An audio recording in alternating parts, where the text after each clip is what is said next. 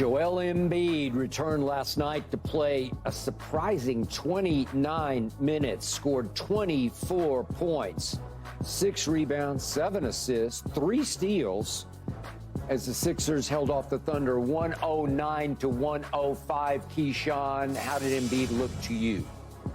They look good, to be honest with you, but I could tell he's working his way back into shape. He's rounding himself into that. But the great thing about it, though, is he wasn't afraid to get down low. He wasn't afraid to bang. He wasn't afraid to mix it up. I mean, he looked fine, but you could tell on the defensive side of the thing, he was still kind of rusty, not sure about some stuff. Yep.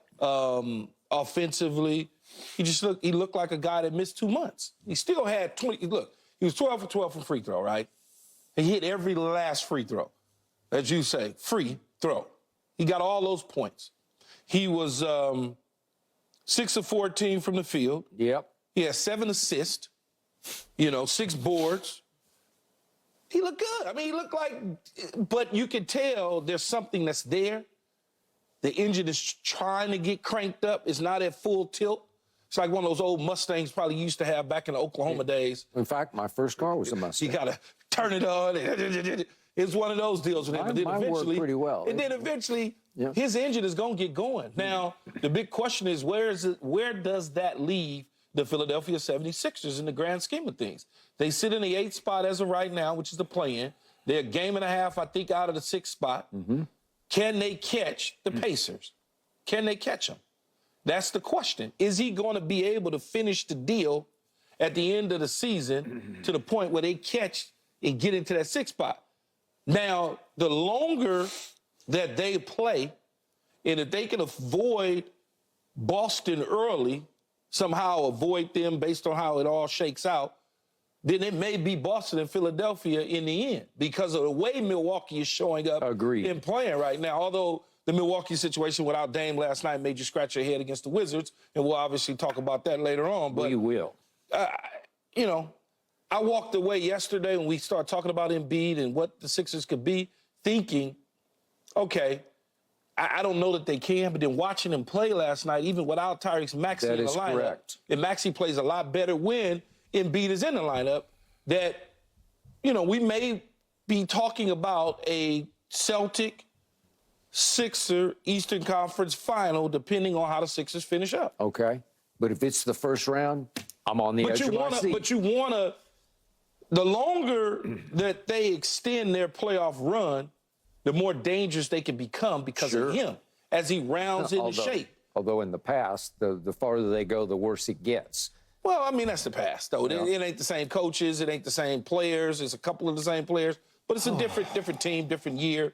I just think the longer they go with him to round into shape, the better chances they'll have. Okay. Allow me to say up front, I was extremely skeptical about what I thought I would see from Joel Embiid as he came back. It was 8 weeks to the day after he had a scope surgery on a torn meniscus on his knee. Not a major surgery, but a surgery nonetheless. And the point about Joel is he's never been dedicated to taking the utmost care of himself. There's no LeBron going on. And he looked maybe a touch heavy last night, but not like I thought he might look. Yeah, his trunk and leg looked kind of heavy. Looked a little heavy. And his face looked a little heavier. But whatever. The point was, Keyshawn, this man, this is the most gifted 7-foot-plus player we've ever seen. On just pure offensive gifts. I've never seen anything like this before, and they were on full display last night. And, yeah, he huffed and he puffed and he got gassed a couple of times. But those basketball courts are really large. They're long and hard. It's called the hardwood, and you're running up and down on the hardwood when you're not a big cardio guy to start with. It's not like he was in the swimming pool or on the exercise bike going into last night.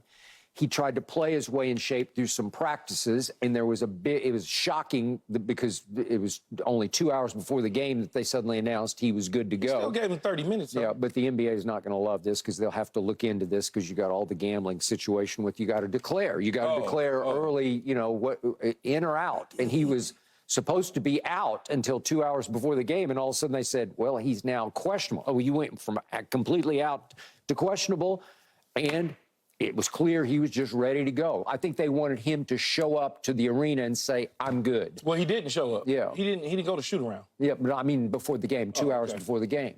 And when he did, he said, I'm ready to go. And was he ever? I am blown away by how well he played last night under the circumstances. Because, Keyshawn, if you told me he played 15 minutes, I'd say, that's pretty good. He played almost twice that. Yeah, it's close to 30 minutes. And not only that, now, again, let's be real about this. Let's put it in perspective. Oklahoma City is playing without their two best scorers. There's no SGA, Shai Gilgeous-Alexander, and there's no Jalen Williams. So you're down your 1-2 punch on offense. And still... Oh, Jalen actually played. No, that's the other one. Okay. Well, let's be real here. This is one of the most insane things ever because, first off, Keyshawn is now trying to act like they can do something and that he's saying that they can essentially go to the Eastern Conference Finals. It'll be him and the Celtics. When before, he said that Embiid coming back will do nothing for them. Will do nothing for the Sixers. He said, and Skip said, although Skip did concede that he was skeptical at first, he said that when Joel Embiid comes back, the Sixers are going nowhere fast. And now he's all of a sudden, shocked and surprised. And this BS narrative that Joel Embiid doesn't take care of his body or put in the work is just nonsense. Nonsense.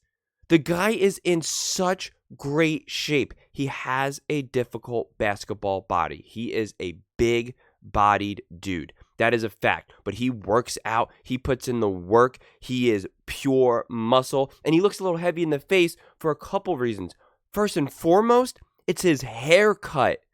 Okay? Your hair shapes your face. Anyone who actually has hair, any guys out there especially, who maybe have longer hair than they shave their head or get a haircut, your face looks bigger. I'm the type of person where I float around between having longer hair and shaving my head, and my face always looks bigger. So his hair, the way how his braids are done now, or the way how it's done up, makes him look like his face is a little bit bigger. Otherwise, his hair is longer, and so by proportionate, it makes his face look thinner. You guys are acting like he's Zion right now, gaining 200 pounds. It's BS. And they're like, of course he's not in perfect shape right now. It's going to take a minute. He is 8 weeks after a surgery. So it's just like some of this analysis is just absurd. I mean, it's just so backwards. I mean, it's like they're both trying to admit that they were wrong or trying to act like they were never wrong before, but then also be like, well, he was huffing and puffing. Yeah, obviously.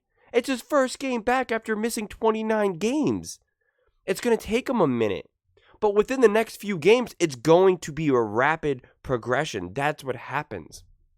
That's what happens when you have a layoff like he did. You don't go completely back in time. Like, you're able to recover and get the stamina and the strength that you had prior to your injury significantly faster than before you ever had it to begin with. So it will be rapid. By the 4th, 5th, 6th, 7th, 8th game, he will be pretty much ready to go. And so, yes, is it 100? Is it the most ideal, perfect situation? No. But, I mean, the dude came back. The fact that they're doing anything shy of ranting and raving about him, the fact that he was able to play the minutes that he was able to return, 29 minutes, 24.6 rebounds, 7 assists, and the game-sealing steal at the end of the game, it's like, what are we talking about here? This should be nothing but praise for him. But then you guys want to talk about that he's never taken care of his body? His injuries are just one, bad luck because of his body type, okay? The guy's had back problems and foot problems, nothing to do with him not taking care of his body, okay? He is a big monster dude playing a lot of basketball. We know notoriously that these bigger, larger guys, sometimes it's hard for them to stay healthy, okay? That's number one. Number two, please tell me how avoiding being smashed in the face and literally fracturing your orbital bone, your eye socket multiple times. Please tell me what that has to do with you taking care of your body, taking an elbow to the face and getting a concussion. If you worked out more, exercised more, ate more vegetables, that would somehow not happen? I mean, get out of here with that nonsense. It's BS. The way how he tore his meniscus, Kuminga just landed on top of him and shoved his knee in a direction that it can't go. I got news for you. That would have torn LeBron James's meniscus too. So stop putting all of these injuries on the blame of the players because it's just not accurate. Yes, can taking care of your body help? Without a doubt. Is it the whole complete picture? Absolutely not. You're going to tell me Jokic, who actually is heavier than Zion and is super doughy, who looks way less out of shape, he's like never been injured. You want to tell me that guy's eating all his vegetables and doing all his exercise and making sure he's doing everything right? No. As one commenter pointed out, which I do agree with, someone like a Jokic doesn't play quote-unquote dangerous ball. You know, he plays smarter ball to avoid getting injured. That I do agree with. Joel can put himself in situations that I'm like, why are you doing that? That's unnecessary. Don't do that. So that I agree with. But a lot of his injuries are not the result of that. Him getting hit in the face and breaking his face has nothing to do with that. So anything shy of just universal praise for Embiid is just, at this point, is just absurd. And is just hating for no reason. But those are just my thoughts. I would absolutely love to hear yours. I read every single comment, so whether you agree with me or disagree with me, either way, let's get in some discussions, let's get in some fights, but ultimately, let's just have some fun. And please do consider subscribing. We are building an amazing community here, and I would absolutely love to see you part of it. I want to build something that we all genuinely feel connected to, something that we're really excited to be part of, and I think we're well on our way to doing it. And please don't forget to give this video a thumbs up, as it really does help with the visibility and the algorithm. Thanks so much, and see you next time.